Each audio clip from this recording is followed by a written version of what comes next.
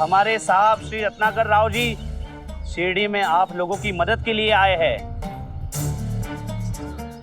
और कुलकर्णी सरकार की सम्मति से उन्होंने किसानों के लिए एक विशेष प्रतियोगिता का आयोजन किया है।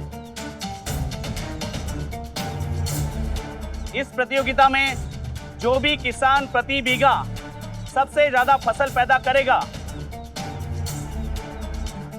उस किसान को इस प्रतियोगिता का विजेता घोषित कर दिया जाएगा।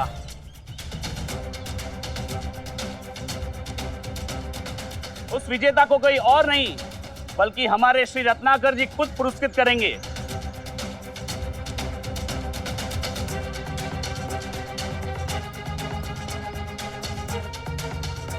कुलकर्णी सरकार की सहमति से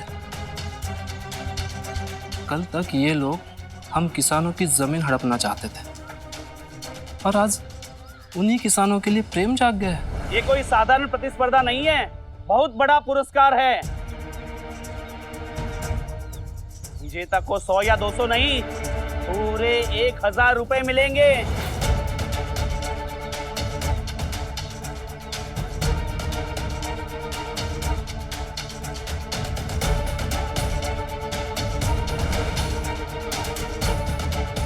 जी, उसने 1000 कहा? हाँ, 1000। क्या आपने 1000 रुपए बोला? हाँ भाई, जीतने वाले को इनाम में पूरे 1000 रुपए मिलेंगे।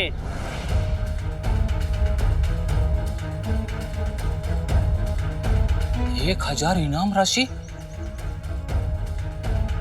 मुझे तो विश्वास ही नहीं हो रहा है। जो भी जीतेगा, सोचो उसकी सारी कठिनाइयां दूर हो जाएगी। कहाँ उम्र बैठ के खा सकते हैं, वो भी बिना किसी काम के।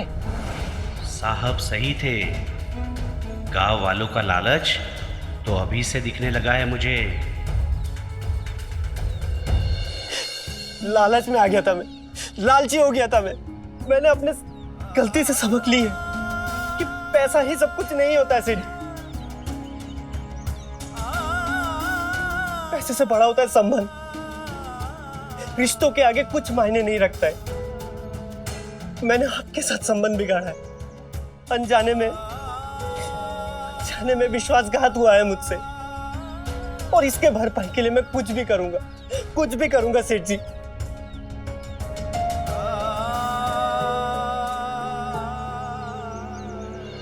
मूलचंद जी, आपका गुस्सा बिल्कुल उचित है, क्योंकि आपने इसे सिखाया, काबिल बनाया। आप इसके साथ अच्छा व्यवहार भी करते थे, अच्छे से पेश आते थे इसके साथ, इसकी और इसके काम की कद्र भी की। पर जब ये आपको छोड़कर चला गया तो आपको लगा कि इसने आपके साथ विश्वासघात किया है, धोखा किया है आपके साथ। लेकिन अगर गौर से देखेंगे तो आपको अंदाजा लग जाएगा कि जो कुछ भी हुआ है उसका अंदाजा तो इसे भी नहीं था, और इसने स्वीकार भी किया है कि इसने आपका विश्वास तोड़ा है। इसे पछतावा है और ये प्रायश्चित भी करना चाहता है। मूलचंद जी, गलतियां तो हम सभी से हो जाती हैं ना, पर हम उन गलतियों से तो परिभाषित नहीं होते। केवल गलतियों से ही हमारा व्यक्तित्व या हमारा चरित्र निर्धारित नहीं होता।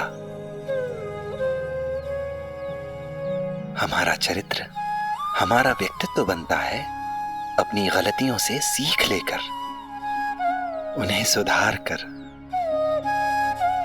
और इसे अपनी गलती का एहसास है,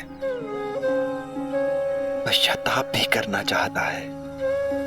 इसके अंदर पश्चाताप की अग्नि देख सकता हूं मैं। तो अब आपको भी अपना क्रोध शांत करके इसे माफ कर देना चाहिए। मूलचंद जी, अगर ये चाहेगा तो इसे कहीं ना कहीं तो काम मिल ही जाएगा, पर यह आपकी सेवा कर कर प्रायश्चित करना चाहता है। इसलिए आप इसे दोबारा अपनी नौकरी पर रख लीजिए।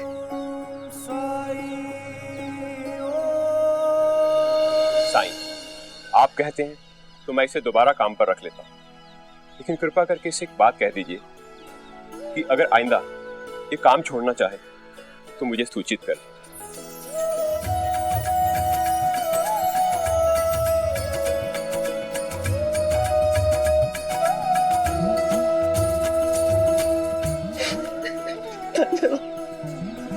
उठो भाई। आपका बहुत बहुत धन्यवाद। मूलचंद जी ने तुम्हें काम तो सिखा दिया, लेकिन कुछ चीजें ऐसी हैं जिन्हें तुम्हें खुद सीखना होगा। तुम किस लायक हो, कितना पारिश्रमिक तुम्हें मिलना चाहिए, ये जानने की कला तो तुम्हें आनी चाहिए। और अगर कोई तुम्हें उससे ज्यादा पारिश्रमिक देने के लिए तैयार है तो क्यों? जिस समय उस व्यापारी ने तुम्हें 3 गुना पारिश्रमिक देने की बात की थी, अगर तुमने अपने विवेक से काम लिया होता तो तुम्हें इतनी तकलीफ नहीं उठानी पड़ती। लेकिन उस समय तो लालच को तुमने अपनी बुद्धि, अपने विवेक पर हावी हो जाने दिया। इसलिए जो कुछ भी हुआ सही नहीं हुआ। ये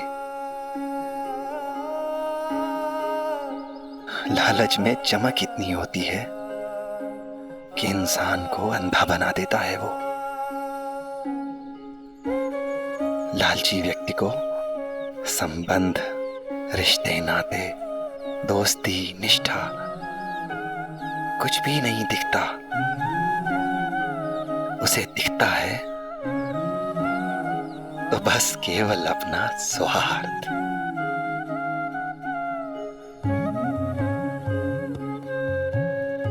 राम जी भला करें। जो भी किसान इस प्रतियोगिता में हिस्सा लेना चाहता है वो अभी आकर यहाँ अपना नाम लिखा दे, ताकि हमें पता चल सके कि कितने प्रतियोगी हिस्सा ले रहे हैं इस प्रतियोगिता में।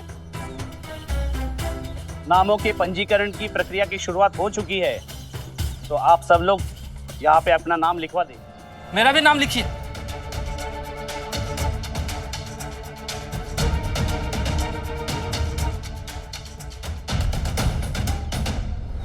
काश हम भी किसान होते। सच कहा अंता जी, 1000। मुझे तो 1000 तक गिनती भी नहीं आती। मुझे भी नहीं। चलिए अंता जी।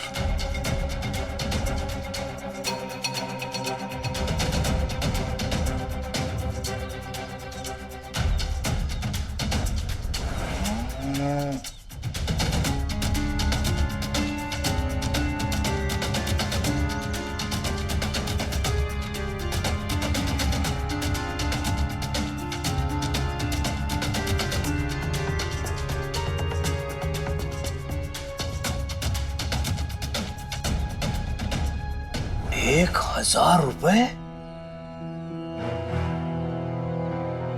हरिओम, उस 1 बीघे का पूरा अनाज आप ले लेते हो तब भी प्रतियोगिता की लागत नहीं निकलेगी। फिर इन भिखारियों को इतने रुपए देने की क्या आवश्यकता है? है सरदार, है। देखिए, लागत और कीमत 2 अलग अलग चीजें होती हैं। इस प्रतियोगिता की कीमत ₹1000 है। रुपया जरूर 1000 खर्च होगा, लेकिन मुझे जो मुनाफा होगा वो लाखों का होगा। नहीं समझे? मैं समझाता हूं। कुलकर्णी सरकार, आपको शायद अंदाजा नहीं है कि प्रतिस्पर्धा की भावना लोगों के दिलों में किस प्रकार के भाव उत्पन्न कर देती है। शुरू ये हमेशा उत्साह और उत्तेजना के साथ होती है। अभी इस समय शिरडी के लोग बहुत खुश होंगे। हर जबान पे इस प्रतियोगिता की चर्चा होगी, हर घर में इसकी बात होगी। फिर धीरे धीरे सब लोग अपने अपने ढंग से इस प्रतियोगिता को जीतने की अपनी इच्छा व्यक्त करेंगे और उसके बाद सपने देखने शुरू करेंगे कि वो इस प्रतियोगिता से जीते हुए 1000 रुपए के साथ क्या करेंगे। अगर मैं जीता तो कुलकर्णी सरकार से भी बड़ा घर बनाऊंगा। 1000 रुपए तो मैं ही जीतूंगा। हाँ, पूरे गांव में सबसे अच्छी फसल हर साल मेरी होती है। सुल्तान मेरा हरिभाव हरिभाव।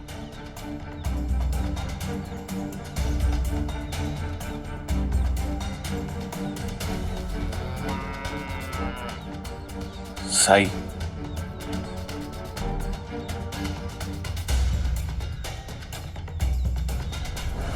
हरिभाव, अगर ये प्रतियोगिता मैं जीत गया ना तो असलम की शादी बड़े अच्छे से कर पाऊंगा। मुझे किसी के आगे हाथ नहीं फैलाना पड़ेगा। अरे हाथ क्यों फैलाओगे तुम? तुम चिंता मत करो सुल्तान, अगर मैं जीत गया ना तो भी अपने असलम की शादी बड़े धूमधाम से करेंगे हम। देखो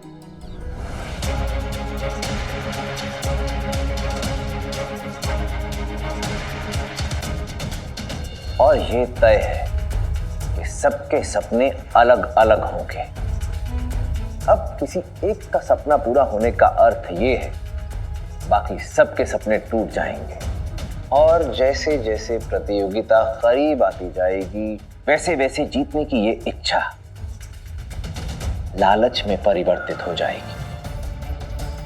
जब इनके मन में ये लालच आ जाएगा तब ये यारी दोस्ती, रिश्ते नाते, परिवारजन, आस्था, विश्वास, निष्ठा, इन सब के बारे में सोचना बंद कर देंगे।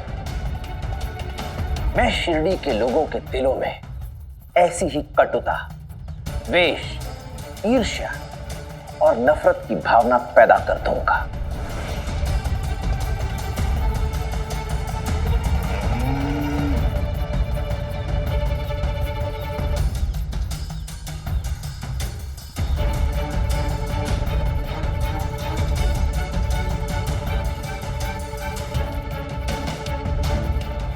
और ऐसे में यह भी संभव है कि कुछ लोगों को अपनी जमीन से ही नफरत हो जाए,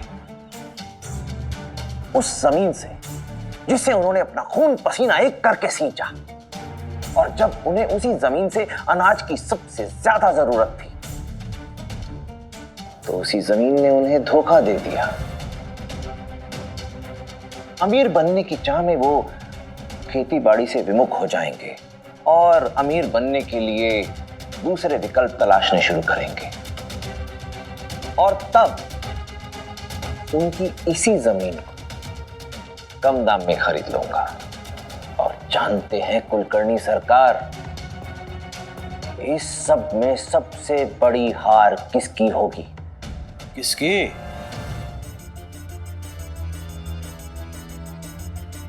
साई की। केवल 1000 रुपए की कीमत अदा करके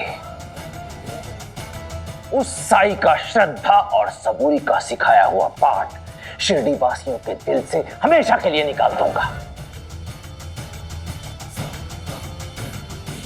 1000 रुपया, केवल 1000 रुपया काफी है साई का अस्तित्व समाप्त करने के लिए।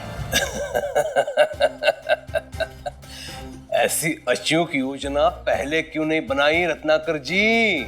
हर चीज का समय होता है कुलकर्णी सरकार, और वैसे भी ये मेरी बनाई नीति नहीं है, अंग्रेजों की नीति है ये। तभी तो वो यहां राज कर रहे हैं। यदि हम शिरडी के लोगों के दिलों में नफरत पैदा कर देते हैं, विवाद उत्पन्न कर देते हैं, तो वो सब आपस में लड़ने में ही व्यस्त रहेंगे, एक दूसरे से जूझते रहेंगे। हरिओम। और जब ये आपस में ही जूझते रहेंगे तो फिर किसी और चीज पर इनका ध्यान ही नहीं जाएगा। तब ऐसे में साई को कौन पूछेगा?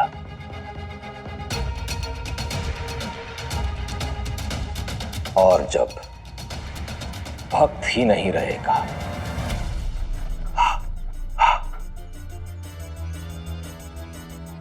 तो भगवान को कौन पूछेगा।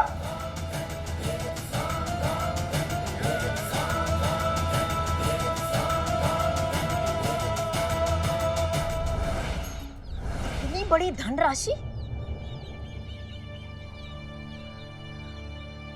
वही तो आई, सारे गांव में इसकी चर्चा है। आप वहां होती तो देखती। जैसे ही नंदलाल ने किसानों को अपना नाम लिखाने के लिए कहा, सारे किसान टूट पड़े, जैसे कोई भगदड़ मच गई हो।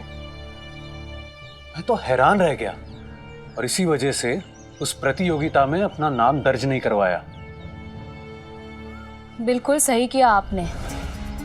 इनाम रत्नाकर की तरफ से है। अगर वो पैसे देने वाला है तो मुझे विश्वास है इस प्रतियोगिता से किसी का भला नहीं होने वाला।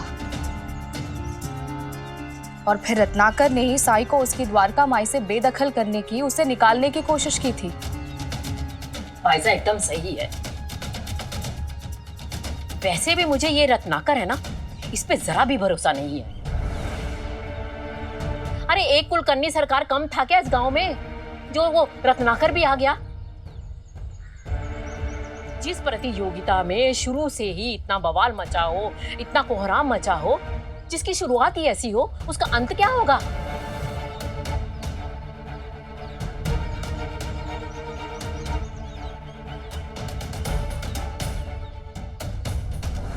सुल्तान, काश अगर आज मेरे खुद के बैल होते मेरे पास, तो मैं खेती पर ज्यादा से ज्यादा ध्यान दे पाता और फिर मुझे लगता है कि मैं दूसरों से ज्यादा अनाज उगा लेता। क्या हुआ सुल्तान? होना क्या है हरिभाऊ, कमाल की बात करते हो। क्या मेरे बैल तुम्हारे बैल नहीं है?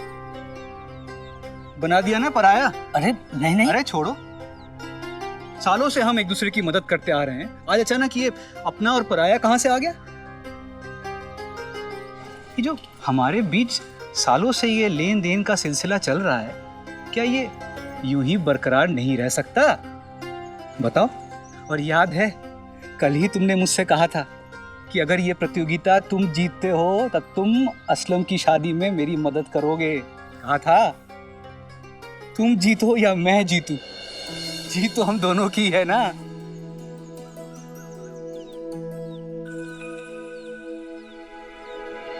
चाचा, तुम किस फसल की बुआई करोगे? हम तो धान बोएंगे, सबसे ज्यादा उपज धान में होती है। तुम क्या बोने जा रहे हो? मैं तो प्याज बोने जा रहा था, लेकिन अब मैं बाजरा बोने की सोच रहा हूँ, क्योंकि इसे बोने से मेरे जीतने की संभावना बढ़ जाएगी। क्योंकि सब्जियों की पौधे जगह भी ज़्यादा लेते हैं और उपज कम देते हैं।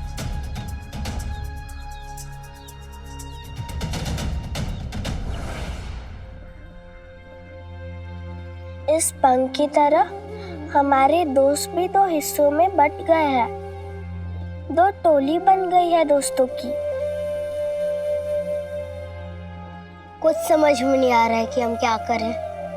अली कहता है अगर उसके साथ खेलना है तो उसकी टोली में शामिल होना पड़ेगा।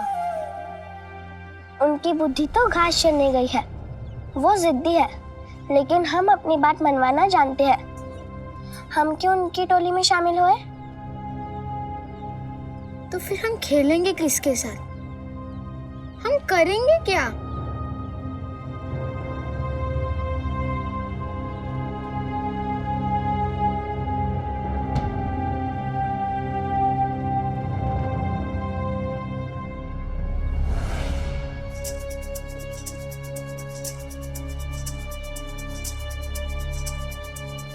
अच्छा हुआ साई तुम आ गए। हमारे दोनों दोस्त लड़ बैठे हैं। दो टोली बनाई है अली और भीमा ने। वो दोनों हमारे दोस्त हैं। हम किसी एक की टोली में नहीं जा सकते। लेकिन फिर हम खेले भी तो किसके साथ? ये सब केवल इस पंख के कारण हुआ है।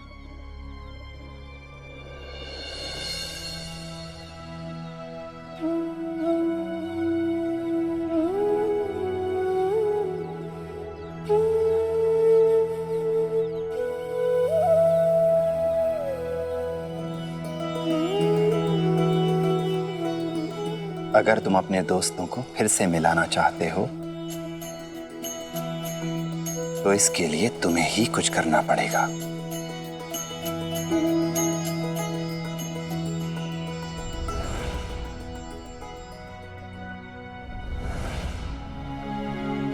सलीम भाई को खीमा बहुत पसंद आएगा। हाँ सुलभा, भामा को भी मैंने ही काम दिया है।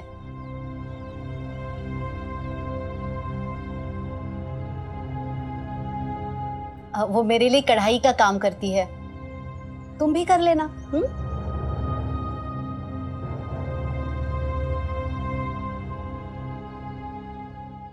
अभी मेरे पास इतने ही पैसे हैं।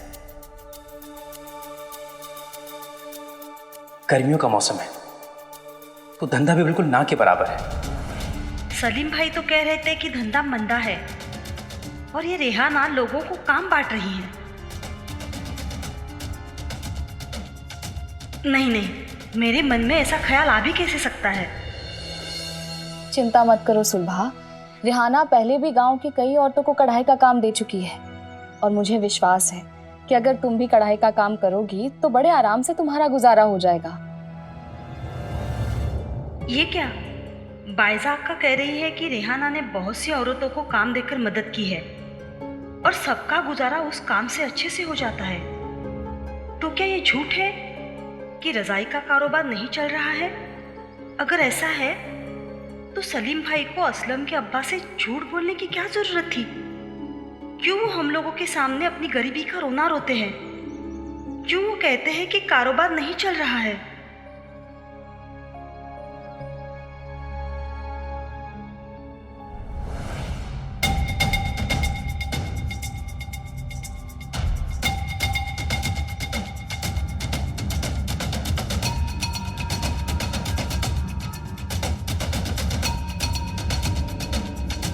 बायजा का ईमानदारी से कहूँ तो इस वक्त कारोबार पहले की तरह नहीं चल रहा है। गर्मियों में कोई रजाई भी नहीं खरीदता। लेकिन आप फिक्र ना करें, मुसीबत में अगर हम लोग एक दूसरे के काम नहीं आएंगे तो कौन आएगा। इसलिए जितना मुझसे हो सकेगा मैं सुलभा को काम देने की कोशिश करूंगी। सुलभा, रेहाना ने कहा ना कि उसके पास जो भी काम होगा वो तुम्हें देगी, और मैं भी तो हूँ, मैं और 2-4 लोगों से बात करूंगी। सब ठीक हो जाएगा, चिंता मत करो। हाँ चल ना अली, लुका छुपी खेलते हैं। मेरा दिल नहीं कर रहा खेलने का। यार एक तो हम पहले से ही इतने कम लोग हैं, उस पर से तू भी नहीं खेलेगा तो क्या मजा आएगा? मजा आए या ना आए, हम लोग जितने भी लोग हैं उसमें ही खेलने की आदत डाल लो तुम लोग। अली, भीमा कहाँ है? वो कहीं नहीं दिखाई दे रहा। मैं उसे कितनी देर से ढूंढ रही हूँ। उसके बारे में तुम मुझसे क्या पूछ रही है? वो कहीं पे भी जाए, मुझे उससे क्या? कहीं ऐसा तो नहीं कि तूने उसकी टोली में जाने का फैसला कर लिया? अली, मैं तुमसे पहले भी कह चुकी हूँ कि तुम सब मेरे दोस्त हो और अपने झगड़े पे मुझे मत घसीटो। झिपरी झिपरी, कहीं तुम भीमा को तो नहीं ढूंढ रही हो ना? मैंने उसे जंगल की ओर जाते हुए देखा। वो अकेला था और उसके साथ कोई नहीं था। क्या? अकेला? उसे क्या जरूरत थी जंगल में अकेले जाने की? क्या उसे पता नहीं कि वहाँ खतरनाक जंगली जानवर रहते हैं और अगर किसी भी जानवर ने उस पर हमला कर दिया तो? हमें भीमा को ढूंढने जाना चाहिए। लेकिन तुम्हारी तो उससे लड़ाई है ना, तुम तो उससे बहुत गुस्सा हो ना। लड़ाई हुई तो क्या हुआ? मैं उसे जंगल में जाने दूं? जा उसे बाघ खा ले। नहीं नहीं।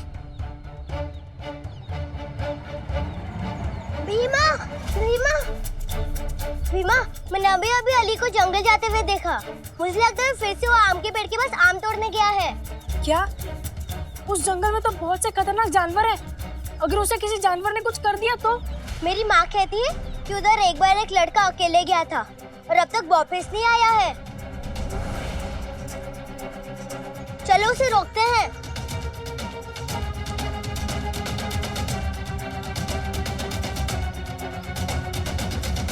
ये अली बिल्कुल पागल हो गया है। एक बार इसी चक्कर में अपना हाथ तोड़वा चुका है। मुझे जाना होगा। भीमा! भीमा! अली अली भीमा अली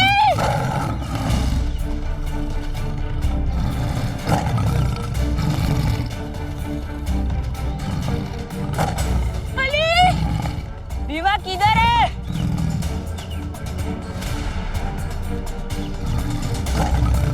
कहीं भीमा को शेर तो नहीं खाएगा? नहीं नहीं भीमा अली अली अली आज तक कहीं अकेले जाने की हिम्मत नहीं की उसने। वो हमेशा मेरे साथ ही यही वही जाता था। हे भगवान मेरे दोस्त अली की रक्षा करना। या अल्लाह मेरे दोस्त भीमा की हिफाजत करना। अली भीमा भीमा अली भीमा अली भीमा तू यहाँ है? अल्लाह का शुक्र है तू मुझे मिल गया। रुक मैं वहां आता हूँ।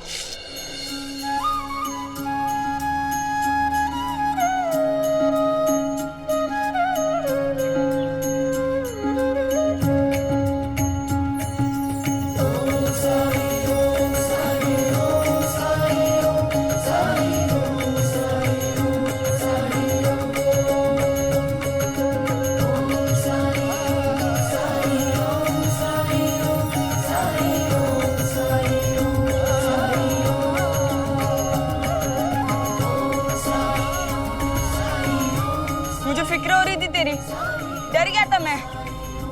और तुझे अकेले जंगल आने की क्या जरूरत थी? मैं तो तुझे ढूंढते ढूंढते यहाँ आ गया, वरना मैं यहाँ क्यों आता? और तू बता, तू यहाँ आम तोड़ने क्यों आया? क्या आम तोड़ने? मैं?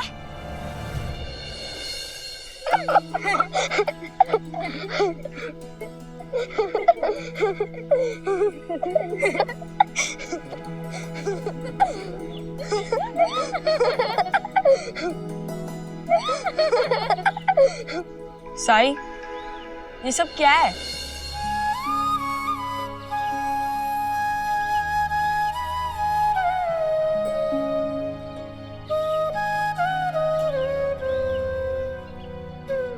हमने तुम्हें मिलने के लिए झूठ बोला, लेकिन पहले पहले कोई असर नहीं दिख रहा था तुम दोनों पर। हमें लगा कि हम क्या करेंगे।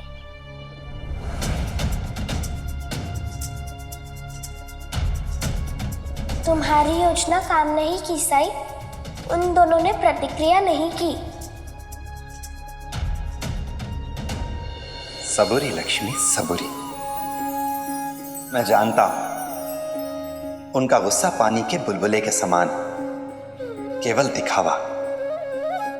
वो दोनों एक दूसरे से बहुत प्यार करते हैं, एक दूसरे की बहुत देखभाल करते हैं और बहुत जल्द ही अपनी प्रतिक्रिया देंगे।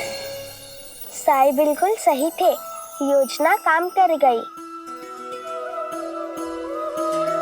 साई, क्या ये योजना आपकी थी? क्यों किया आपने ऐसा? आप तो कहते हैं झूठ बोलना अच्छी बात नहीं है। हाँ साई, झूठ बोलना तो गलत बात है ना। बिल्कुल सही। जिस झूठ से किसी को दुख पहुंचे, किसी को तकलीफ हो, वो झूठ कभी भी नहीं भूलना चाहिए। लेकिन अगर तुम लोगों की दोस्ती की बात करें तो ये झूठ नहीं था। सच तो ये है कि एक दूसरे के बिना तुम लोग कहीं खो गए थे। अली, क्या तुम्हारी आदत नहीं है कि तुम अभी भीमा से झगड़ा करोगे और थोड़ी देर बाद उसके ही साथ खेलोगे? और भीमा, क्या तुम अली के बिना बिल्कुल अकेले नहीं हो गए थे? बोलो, क्या तुम लोगों को अलग अलग खेलने में अच्छा लग रहा था? सच तो ये है कि तुम दोनों एक दूसरे के पक्के दोस्त हो, एक दूसरे का ध्यान रखते हो, देखभाल करते हो। लेकिन बस एक छोटी सी चीज के लिए, एक पंख के लिए आपस में झगड़ा कर बैठे। क्या ये बात सही है?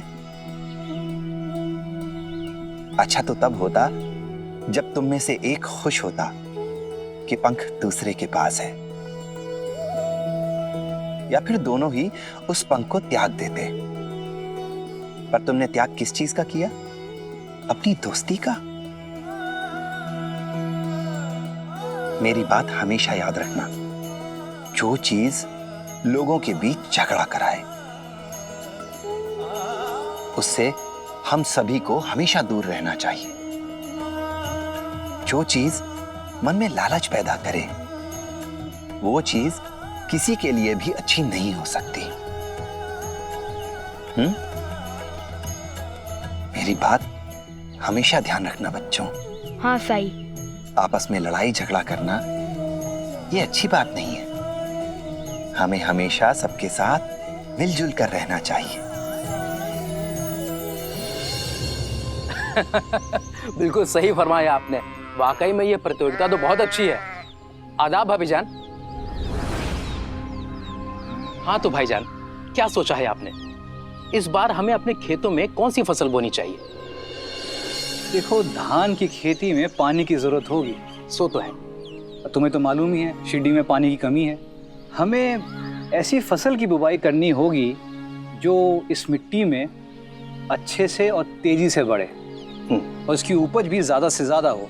मेरे ख्याल से बाजरा या ज्वार सही रहेगा। आप जो भी फैसला लें मुझे मंजूर है। लेकिन एक बात मैं जरूर कहना चाहूंगा, हमें अपने खेतों में अच्छी किस्म की खाद डालनी चाहिए जिससे फसल तेजी से बढ़ने के साथ साथ ज्यादा से ज्यादा उपज भी दे। कह तो सही रहे हो तुम, लेकिन सलीम, इसके लिए हमें शहर जाना होगा और वक्त बहुत कम है। आप फिक्र क्यों करते हैं भाईजान? जब मैं रजाइयां बेचने के लिए शहर जाऊंगा तो वहां के बाजार से अच्छी किस्म की खाद के बारे में जानकारी ले लूंगा। हमें इस बार अपनी खेती में कोई समझौता नहीं करना चाहिए। हम पूरी कोशिश करेंगे कि वो इनाम की रकम हमें ही मिले। इंशाअल्लाह। सलीम, अगर ये रकम हम जीत गए तो हमारे जितनी भी मुश्किलात हैं सब खत्म समझो, और असलम की शादी में 4 चांद लग जाएंगे और हम एक बड़ा और बेहतर घर बनाएंगे जहां हम सब लोग एक साथ रह सके, जैसे बचपन में रहा करते थे। चारों तरफ खुशियां ही खुशियां। इंशाअल्लाह। और उसके बाद भी हमारे पास बहुत सारा पैसा बचेगा जिसे मैं अपनी रजाई के कारोबार में लगाऊंगा और उसे खूब बढ़ाऊंगा। मेरा शक सही निकला।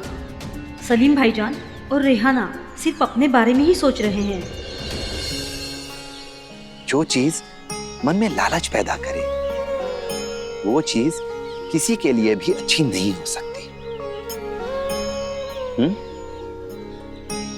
मेरी बात हमेशा ध्यान रखना बच्चों। आपस में लड़ाई झगड़ा करना ये अच्छी बात नहीं है। हमें हमेशा सबके साथ मिलजुल कर रहना चाहिए। तो वादा करो, सबसे पहले तुम लोग अपनी दोस्ती को महत्व दोगे, उसके बाद ही किसी दूसरी चीज को। मैं वादा करती हूँ साई। मैं भी वादा करता हूँ साई। मैं भी करती हूँ वादा। मैं वादा करता हूँ। मैं वचन देता हूँ कि हम लोग दोस्ती के बीच किसी को भी नहीं आने देंगे।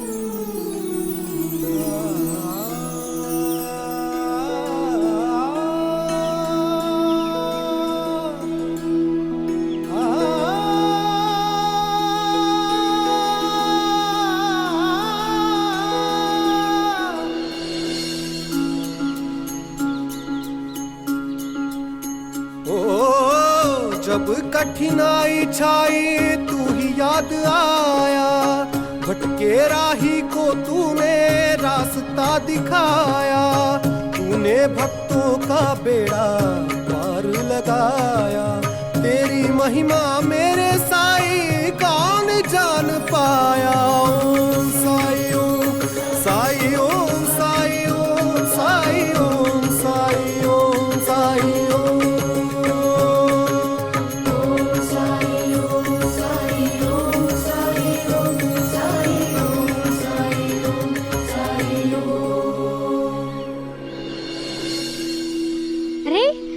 तो पहले जैसा हो गया।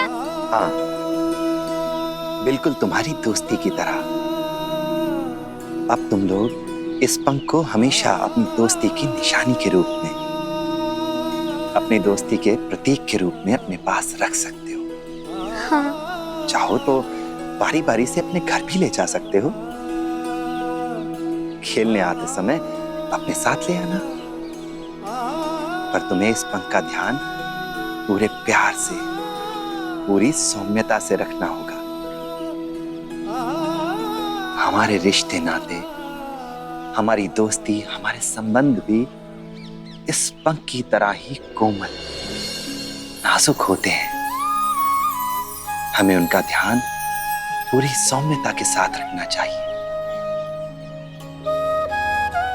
अगर हम कठोरता से, जबरदस्ती से इनके साथ पेश आएंगे तो ये टूट जाएंगे।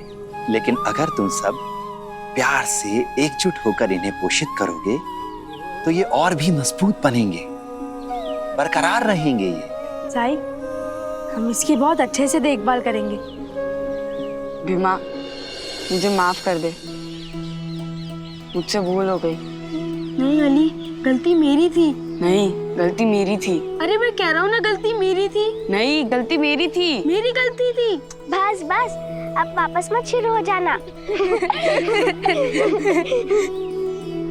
साई, भगवान का बहुत बहुत धन्यवाद कि तुम शिरडी में वापस आ गए। अगर तुम नहीं आते तो हम सबको ये कौन सिखाता।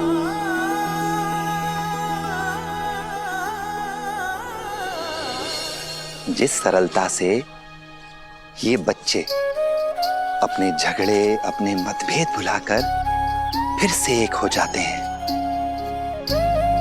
उसी सरलता से हम बड़े अपने मसले क्यों नहीं हल कर सकते।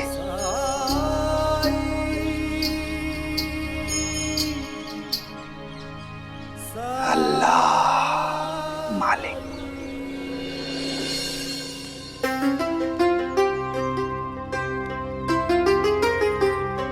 लीजिए, खाना लजीज बना है ना? बेहद।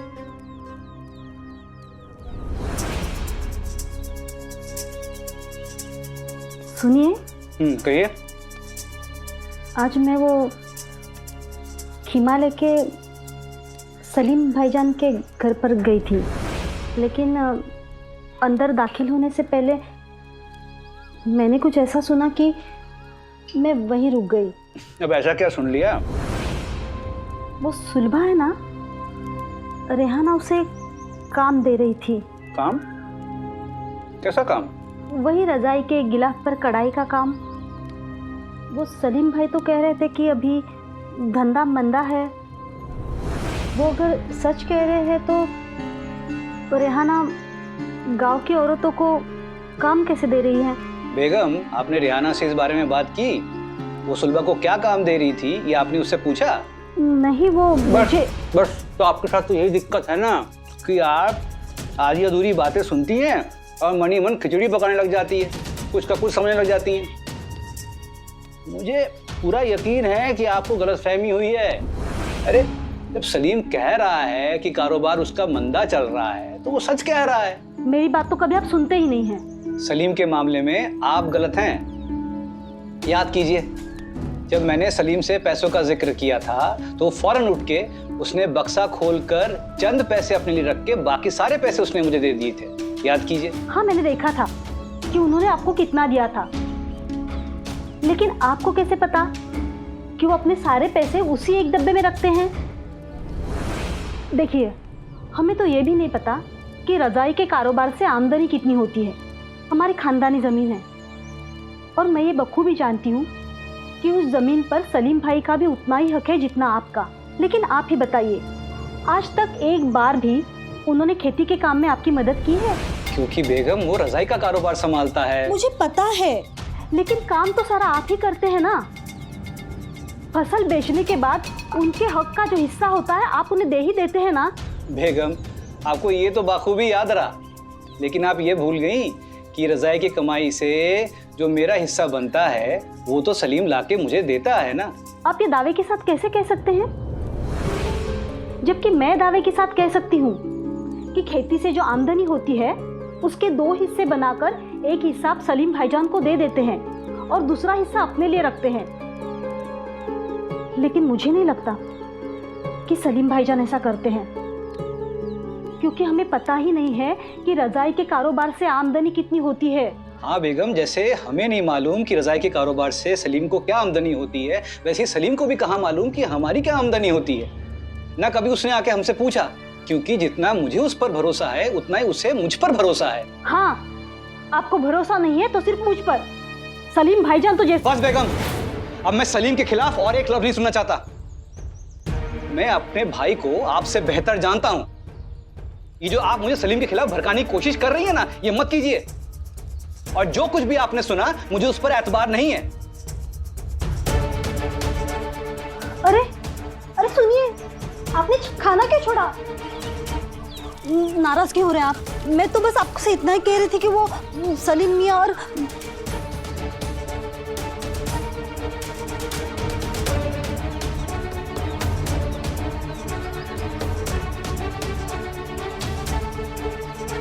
आज भी हमसे किसी ने कंबल नहीं खरीदा। ऐसे कैसे काम चलेगा हमारा? यही तो मैं भी सोच रहा हूँ। गर्मियों में ये परेशानी तो हर साल आती है, लेकिन इस बार असलम के निकाह की वजह से ये परेशानी पहाड़ के जैसी लग रही है। भाईजान ने भी मदद मांगी है। पैसे जुटाने के लिए मैं कुछ भी करूंगा। रत्नाकर जी की प्रतियोगिता से एक उम्मीद जगी है, लेकिन उसके लिए मुझे और भाईजान को अच्छी किस्म की खाद और बीज चाहिए होगा, ताकि फसल अच्छी से अच्छी हो। लेकिन हालात तो ऐसे हैं जैसे खाद खरीदने के लिए भी पैसे जुटाना बहुत मुश्किल हो रहा है।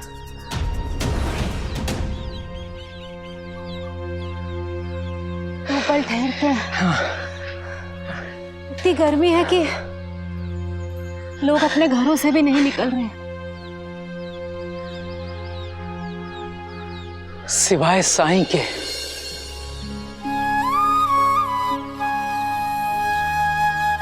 राम जी भला करें।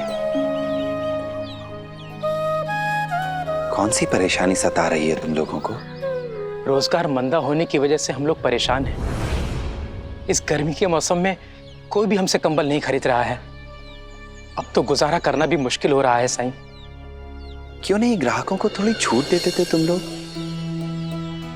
हो सकता है अपना फायदा देखकर ग्राहक अभी से ही कंबल लेकर अपने घरों में रख ले, क्योंकि ये बात तो सभी लोग जानते हैं कि सर्दियों के दौरान रजाइयों के कंबलों के भाव बढ़ जाते हैं। अगर ऐसा करोगे तो इससे तुम लोगों का भी फायदा है और ग्राहकों का भी।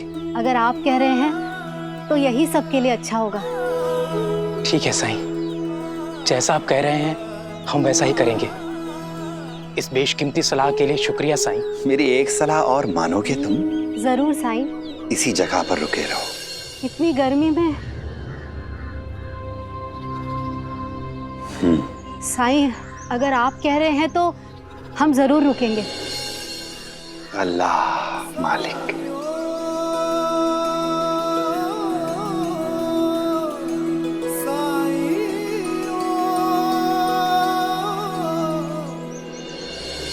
आखिर साईं इतनी गर्मी में हमें यहाँ खड़े होने के लिए क्यों कह गए हैं? ये तो मैं नहीं जानती, लेकिन हाँ इतना जानती हूँ कि साईं कोई भी बात बेवजह नहीं बोलते।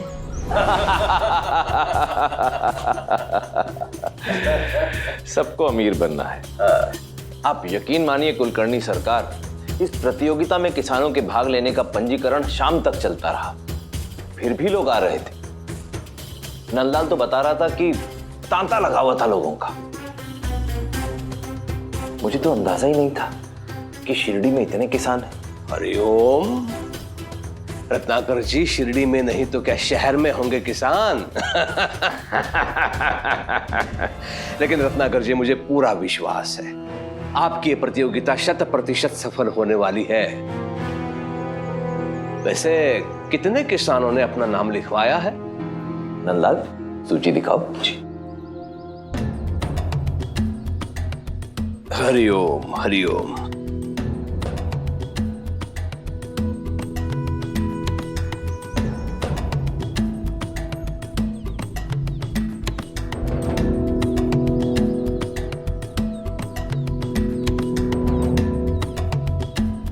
हरिओम।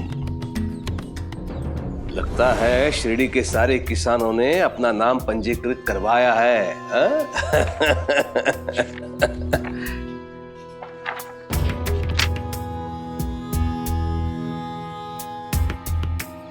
मुझे इसी का अनुमान था। अप्पा पाटिल ने अपना नाम नहीं लिखवाया है इसमें। कुलकर्णी सरकार, अप्पा पाटिल अब मेरे लिए महत्वपूर्ण नहीं है। मेरे लिए जो बात महत्वपूर्ण है वो ये है कि शिरडी के किसानों को फंसाने के लिए जो जाल मैंने बुना, उनमें से अधिकांश पके हुए आम की तरह टपक के उसमें गिर पड़े। अब हमें इस परिस्थिति का भरपूर लाभ उठाना है। लाभ तो मैं उठाऊंगा रत्नाकर, क्योंकि कोई भी किसान अपने खेतों में अनाज का उतना उत्पादन नहीं कर सकता जितना कि मैं। 1000 रुपए का प्रश्न है, वो गांव के भिखारियों को मिले, हो ही नहीं सकता। हरिओम। काफी वक्त हो चुका है, अब हमें चलना चाहिए। चलो। रिहाना,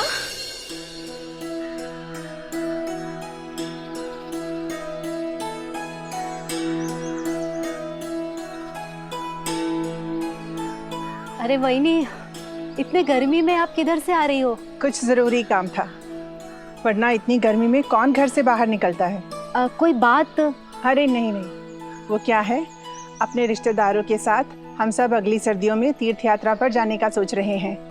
बस इसी सिलसिले में बात करने गई थी कि कौन कौन साथ जाएगा, किस किस चीज़ की ज़रूरत पड़ेगी, कौन किस चीज़ का खर्चा उठाएगा या अपने साथ लेके जाएगा, बस यही सब। क्यों नहीं ग्राहकों को थोड़ी छूट देते थे तुम लोग? वही नहीं, अगर आप लोग सर्दियों में जाने की सोच रहे हैं तो सबसे पहले आप लोगों को कंबल और रजाइयों की जरूरत पड़ेगी। हाँ, वो तो पता है, जब सर्दियाँ आएंगी तो उस समय देखा जाएगा। और वही नहीं, अगर आपने हमसे इस समय खरीदा तो हम आपको 20% छूट देंगे। क्या है ना, गर्मियों का मौसम है तो ग्राहकों के लिए खास छूट है। सच में? फिर तो मैं अभी ही खरीद लूंगी।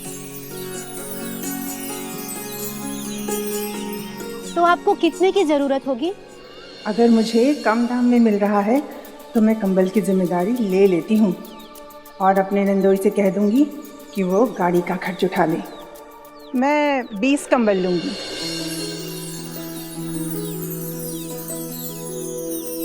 लेकिन इस वक्त तो मेरे पास 10 ही कंबल हैं।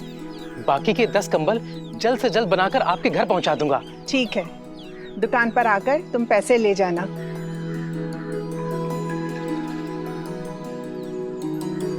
अब मैं चलती हूँ और तुम लोग भी घर जाओ, धूप बहुत है, बीमार पड़ जाओगे।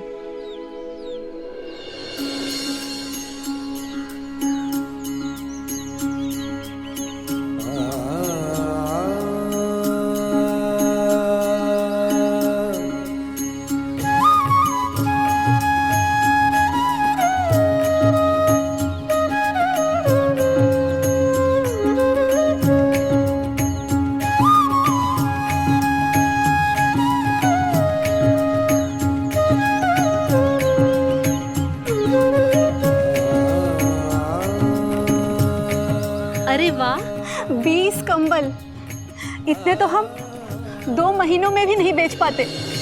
मन में साई के क्या है, सच में जान पाए। साई कमाल है ना।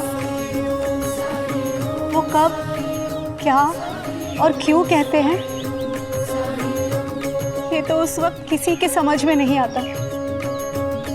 लेकिन हाँ, इतना जरूर है, अगर उनकी बात पर अमल कर लिया जाए फायदा हमारा ही होता है। बिल्कुल, अब मैं अच्छी किस्म की खाद खरीद सकूंगा। अब मुझे कोई फिक्र नहीं। रत्नाकर जी की प्रतियोगिता के लिए, उसे जीतने के लिए अच्छी फसल की पूरी कोशिश कर सकूंगा। अल्हम्दुलिल्लाह। बहुत ही उचित कहा आपने। वैसे सोच रहा हूं कि क्यों ना मैं भी सम्मिलित हो जाऊं इस प्रतियोगिता में। 1000 रुपए का विजयी होने का लोभ नहीं है मुझे। अगर मैं भी इसमें सम्मिलित हो गया तो किसी को हमारी योजना पर संदेह नहीं होगा। तुम्हारी रग रग से वाकिफ हूं मैं। तुम्हारे मन में तो उस दिन से ही लड्डू फूट रहे हैं जिस दिन से 1000 रुपए के इनाम के बारे में तुम्हें बताया था। तुम्हें भाग लेना है ना, लो, मुझे कोई फर्क नहीं पड़ता, क्योंकि आखिरी निर्णय तो मेरे ही हाथ में है कुलकर्णी सरकार।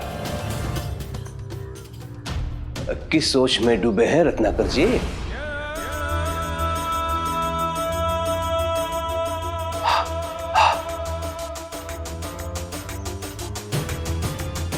अति उत्तम सुझाव है आपका। बल्कि मैं तो ये भी कहूंगा कि आपका ये सुझाव ही 1000 रुपए के मूल्य का है। हरिओम। तो ये निश्चित रहा कि मैं भी इस प्रतियोगिता में सम्मिलित हो रहा हूं। हाँ।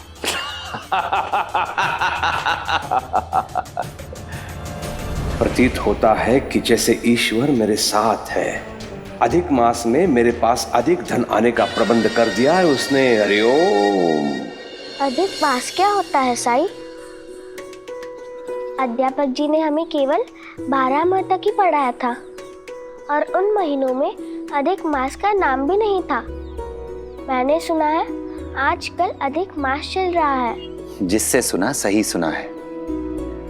आमतौर पर साल में केवल 12 महीने ही होते हैं, लेकिन हिंदू पंचांग के अनुसार साल में 32 माह और 16 दिन में एक बार, यानी हर तीसरे वर्ष अधिमास आता है। वो तो ठीक है, लेकिन लोग इस माह में एक दूसरे को दान क्यों करते हैं? भेंट उपहार क्यों देते हैं? 12 महीने 12 राशियों का प्रतिनिधित्व करते हैं और हर चंद्रमास के लिए एक देवता निर्धारित किए गए। ये एक पौराणिक कथा है, पर 13वें मास के लिए कोई भी देवता निर्धारित नहीं किए गए। इसलिए लोगों ने उसे मल मास यानी खराब महीना कहना शुरू कर दिया। इससे इस 13वें महीने को बहुत बुरा लगा। मैं 13वें महीने की तकलीफ समझ सकती हूँ साईं। लोग मुझसे दूर रहते थे, दुत्कारते थे। कुछ ऐसा ही समझ लो। 13वां महीना दुखी होकर भगवान विष्णु के पास गया, तो भगवान विष्णु ने उसकी व्यथा सुनकर उसे अपना नाम दे दिया। पुरुषोत्तम कहकर पुकारा उसे। तब से सब लोग उसे पुरुषोत्तम मास या अधिक मास कहने लगे। इस मास में लोग दान, पुण्य, व्रत, उपवास, ध्यान, पूजा पाठ आदि करते हैं, अपनों को उपहार देते हैं। जैसे तुमने मेरी मदद की, वैसे ही विष्णु भगवान ने अधिक मास की मदद की।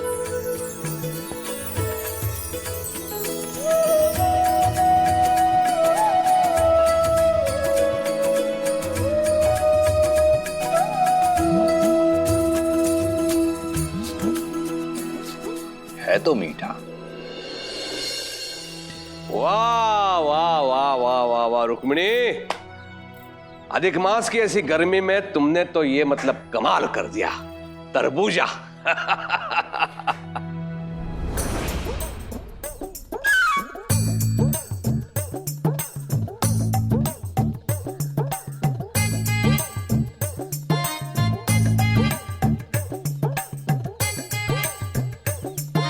वाह वाह वाह दादा, अकेले अकेले खा रहे हो ना, बहन को दिए बगैर। रुक्मिणी, वो और एक तरबूज लाया हूं ना, छोटा वाला। हाँ वो लेके आ, वो इसके लिए है। जी। हाँ, तुम्हें छोड़ के इस घर में कोई कुछ खाता है भला? दादा, वैसे तुम आज बहुत खुश नजर आ रहे हो। बहुत ही प्रसन्न हूं मैं चू, बहुत ही प्रसन्न। जैसे मैंने सोचा था वैसा ही सब घटित हो रहा है अधिक मास में। अधिक मास? तब तो अच्छा मौका है। दादा से अधिक मास का उपहार मैं अभी मांग लेती हूँ। दादा, अधिक मास चल रहा है ना, तो अधिक मास में तो घर की बेटियों को उपहार मिलता है ना, मुझे भी उपहार चाहिए। सच कहा तुमने, लेकिन उपहार तो लड़की के ससुराल में भेजा जाता है मायके से मायके नहीं।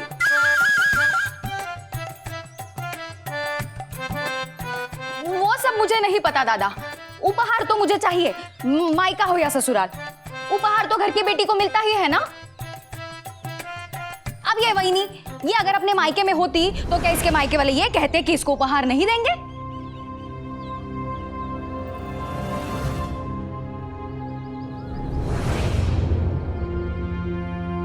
क्या हुआ?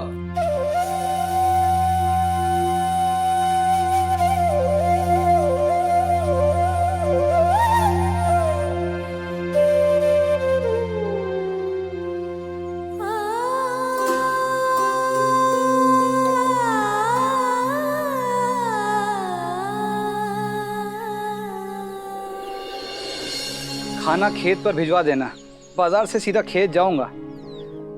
और हाँ, शाम को लौटने में देर हो जाएगी, वो सलीम के साथ बाजार जाना है बीज लाने।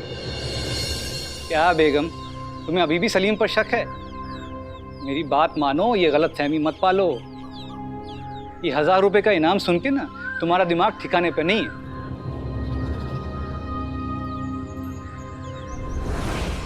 है। सुल्तान मियाँ, कैसे हैं? सब खैरियत? जी सब खैरियत। अब बताइए कैसे आना हुआ? सलीम को ढूंढ रहा था, वो घर पर मिला नहीं। बता सकते हो कि वो कहाँ मिलेगा? लेकिन इस वक्त तो उसे घर पे ही होना चाहिए था, कहीं गया होगा। बताइए, आपको कोई काम था उससे? हाँ, उससे कंबल खरीदे थे और उसी के पैसे देने थे। हाँ, पूरे 20 कंबल खरीदे। वो आए तो उससे कहना मुझसे आकर मिल ले। चलता हूँ। सुना आपने? अब तो यकीन आ गया आपको? कहाँ आपका भाई कह रहा था कि धंधा मंदा चल रहा है। यहाँ तो एक आदमी को 20 कंबल बेचे हैं उन्होंने। ये तो गनीमत है कि हमको पता चला।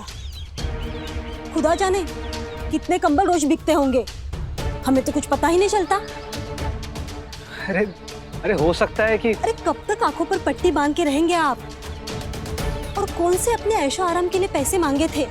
असलम के चाचा है सलीम भाईजान, अपने भतीजे के निकाह पे हाथ बटाना उनका फर्ज है। चलिए ये बात भूल जाइए कि मैंने क्या कहा था, लेकिन ये तो साबित हो गया ना कि हमारे असलम की कोई परवाह नहीं है सलीम भाईजान को, वरना इस तरह से झूठ नहीं बोलते कि धंधा मंदा चल रहा है। अभी मेरे पास इतने ही पैसे हैं, गर्मियों का मौसम है तो धंधा भी बिल्कुल ना के बराबर है। सही कह रही हो। अपने निकाह के चंद दिनों बाद सलीम मेरे पास आया और कहने लगा कि वो खेती बाड़ी नहीं करेगा, रज़ाई कंबल का कारोबार करेगा। छोटा भाई है, तरक्की करेगा तो मुझे खुशी होगी, लेकिन अगर उसका रवैया मेरे लिए ऐसा है तो फिर ठीक है, आज से वो अपना कारोबार संभाले और मैं अपना बाजार में अकेले जाऊंगा। और हाँ, अब इस प्रतियोगिता से जुड़ा हुआ हर फैसला मैं अकेले ही लूंगा। साईं, मुझे उदी चाहिए। मैंने सुना है उससे लोगों को बहुत फायदा होता है। माई, आप क्या किसी बीमारी से पीड़ित हैं? हाँ, लेकिन शारीरिक रूप से नहीं। मैं अपनी गरीबी से पीड़ित हूँ। बड़ी मुश्किल से अपने परिवार का गुजारा करती हूँ। एक पत्नी और माँ के रूप में मुझ पे जिम्मेदारियां हैं, और उन जिम्मेदारियों को निभाते निभाते मैं ये भूल गई हूँ कि मैं एक बेटी भी हूँ। अपने मायके गए मुझे वर्षों हो गए साईं। ऐसा नहीं है कि मेरे पति मेरी मदद नहीं करना चाहते, लेकिन आमदनी कम है, ऊपर से घर चलाने की जिम्मेदारी।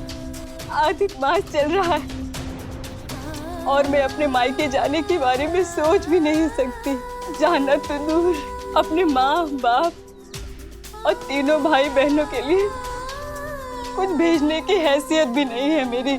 आप मुझे उदी दे दीजिए, मैं ये उन्हें भेज दूंगी और यहीं से उनके लिए प्रार्थना और मंगल कामना करूंगी। उदी का महत्व तो किसी भी उपहार से कई गुना ज्यादा है। अगर ऐसी बात है तो आपको उदी जरूर दूंगा, लेकिन क्या ये टोकरियां बनाने में आप मेरी मदद करेंगी? मुझे आपकी मदद करके खुशी होगी साईं, लेकिन इस काम के लिए आप मुझे कुछ पैसे दे देंगे? मुझे आपसे पैसे मांगना अच्छा तो नहीं लग रहा, लेकिन अगर मिल जाएंगे तो इस गरीब की कुछ मदद हो जाएगी। माई, मैं खुद भिक्षा मांगकर अपना पेट भरता हूं, मेरे पास पैसे कहां से आएंगे? कोई बात नहीं, मैं आपकी मदद करूंगी साईं, पर उसके बाद आप मेरे मायके के लिए उदी देंगे ना? जरूर दूंगा।